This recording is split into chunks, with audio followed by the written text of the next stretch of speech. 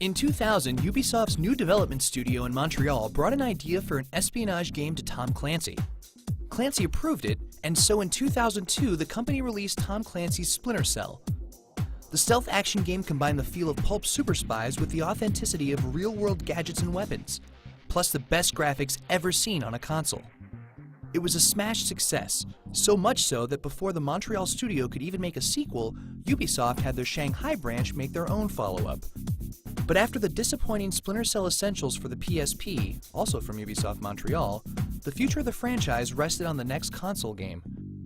Little did anybody know that the next console game would be Double.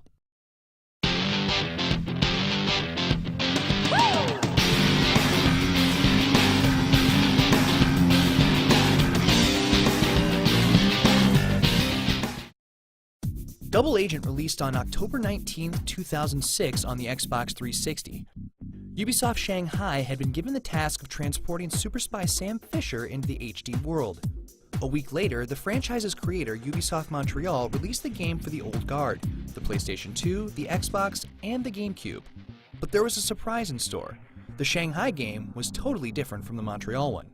Both games featured Sam Fisher as an undercover operative in an American militia.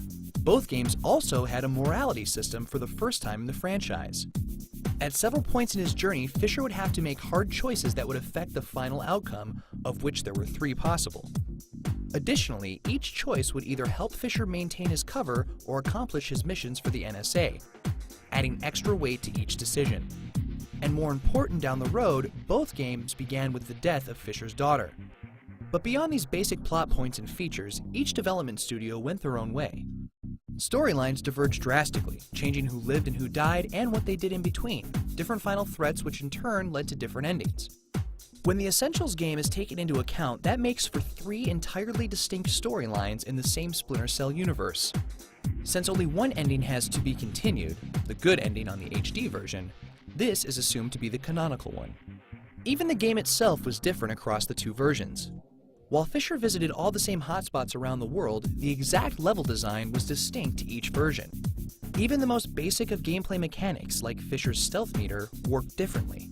The HD version was later released on the PC and PlayStation 3, while the standard def version also came to the Wii. While both games were received well, surprisingly some critics actually preferred the last-gen game to the next-gen one. But since the last-gen title was made by Ubisoft Montreal, who created the Splinter Cell franchise, perhaps that isn't too surprising. However, it turned out that the Canadian crew had a high-def game of their own in the works. In May 2007, the company announced Splinter Cell Conviction, a bold new direction for the franchise.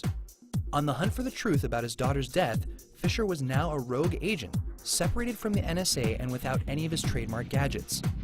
Instead, he would have to use his surroundings to his advantage. Everything in the environment was interactive, and it would be up to the player to figure out how to use what was around him. What was more, Fisher's stealth now depended more on blending in with the crowds than on sticking to the shadows. Additionally, the game would feature a much grittier, dirtier art design with a very shaggy-looking Fisher. It was meant to signify the dark, emotional places that Fisher would be visiting in this adventure, set to release in November 2007. Unfortunately, fan reaction to the new look was far from positive. Many believe that it simply broke away from the tone of the series, and Fisher especially just didn't look like Fisher. There was another, larger problem as well. November 2007 would also see the release of Ubisoft Montreal's new IP, Assassin's Creed. This game would also feature heavy interactivity with the environment and strongly emphasized crowd-based stealth in its advertising. Ubisoft realized that releasing the 2 games side by side would just be competing with itself. And so, one assassin ousted another, and Splinter Cell was delayed until 2008. But by the summer, the pressure had grown too much, and the Splinter Cell team was ordered to scrap the entire project and go back to the drawing board after spending millions on the game to date. Officially, the game was placed on indefinite hold. Eager fans were stunned to learn that they wouldn't be getting another Splinter Cell until Christmas 2009, the longest wait between titles in the franchise's history. And then, true to its nature, the game went into hiding. Fisher finally showed his face again at E3 2009, apparently after a shave and a shower. The new art style was decidedly less dreary, with more vibrant colors and less overall griminess. Gameplay too had been completely overhauled, playing a lot less like Assassin's Creed and much more like an evolved version of Splinter Cell. Fan reaction was much more positive this time around, and even the creative crew seemed more excited about the new conviction than the old one. This time, they proudly announced, Sam Fisher would be arriving in November. Except he didn't. Possibly to give the game more development time, and possibly to avoid competing with gaming juggernaut Modern Warfare 2, the game was delayed yet again.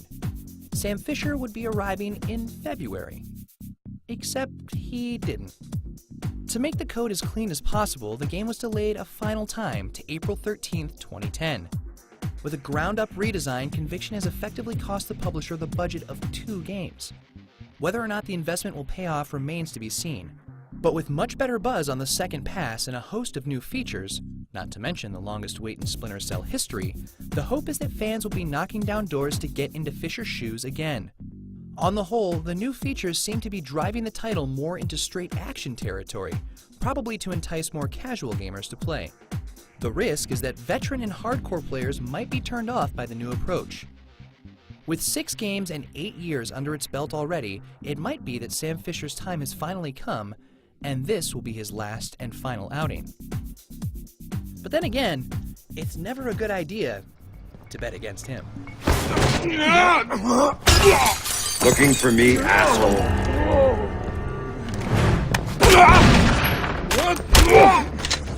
No more playing around.